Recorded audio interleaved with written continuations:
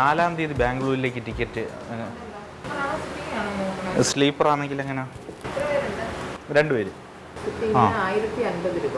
Sleeper ആണെങ്കിൽ 6:30, 7:30 വണ്ടിയാണെങ്കിൽ lower double ബർത്തിൽ ഒരാൾക്ക് 1785.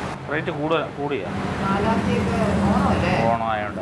ഓണക്കാലമാണ്, യാത്രകളുടെ സമയം. ദൂരയാത്രയ്ക്ക് നമ്മൾ ഓരോരുത്തരും തിരഞ്ഞെടുക്കുന്നത് കൂടുതൽ ട്രെയിൻ ആയിരിക്കും. പക്ഷേ ട്രെയിനിൽ ഇപ്പോൾ ടിക്കറ്റ് കിട്ടാനേ ഇല്ല. ഓണത്തിനും തിരുവോണത്തിനും അത് കഴിഞ്ഞുമെല്ലാം വലിയ ബുദ്ധിമുട്ടാണ്. അപ്പോൾ എന്ത് ചെയ്യും?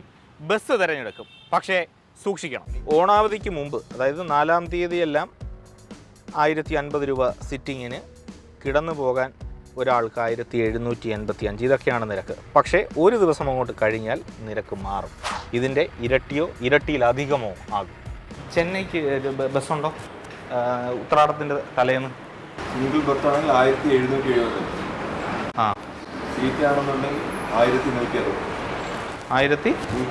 സീറ്റ്. വെക്കേഷൻ അല്ലേ? ആ, വെക്കേഷൻ്റെ നമുക്കൊന്നും പറയാൻ പറ്റില്ലല്ലോ.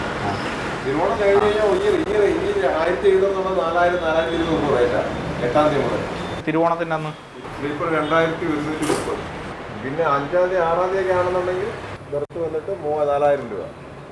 KSRTCയിൽ ടിക്കറ്റ് ഒന്നും കിട്ടാനില്ലെങ്കിലും പ്രൈവറ്റ് ബസ്സുകളിൽ ഇഷ്ടംപോലെ സീറ്റുണ്ട്. പക്ഷേ ഇതാണ്, കൊള്ള പൈസ കൊടുക്കണം. ബാംഗ്ലൂരിലേക്ക് ബസ്സിൽ യാത്ര ചെയ്യുന്നതിനേക്കാൾ സമയവും പണവും ലാഭം ട്രെയിനിൽ യാത്ര ചെയ്യുന്നതാണ്. പക്ഷേ ടിക്കറ്റ് കിട്ടാനില്ല, അതാണ് അവസ്ഥ. ഓണത്തിൻ്റെ ഒരു ദിവസങ്ങളിലും ടിക്കറ്റ് കിട്ടാനില്ല, പലതും വെയിറ്റിംഗ് ലിസ്റ്റിലാണ്. ഇനി KSRTCയിൽ യാത്ര ചെയ്യാമെന്ന് കരുതിയാൽ 7-ാം തീയതിയും 8-ാം തീയതിയും ഒന്നും ടിക്കറ്റ് കിട്ടാനേ ഇല്ല, എല്ലാം സോൾഡ് ഔട്ടാണ്. ഇത് മുതലെടുത്തുകൊണ്ടാണ് സ്വകാര്യ ബസ്സുകൾ ഇരട്ടിയും അതിലധികവും തുക ഈടാക്കുന്നത്, അല്ലെങ്കിൽ കൊള്ളയടിക്കുന്നത്. ഈ ട്രാഫിക് സംവിധാനം പോലെയാണ് ഓണക്കാലത്തെ അവസ്ഥ.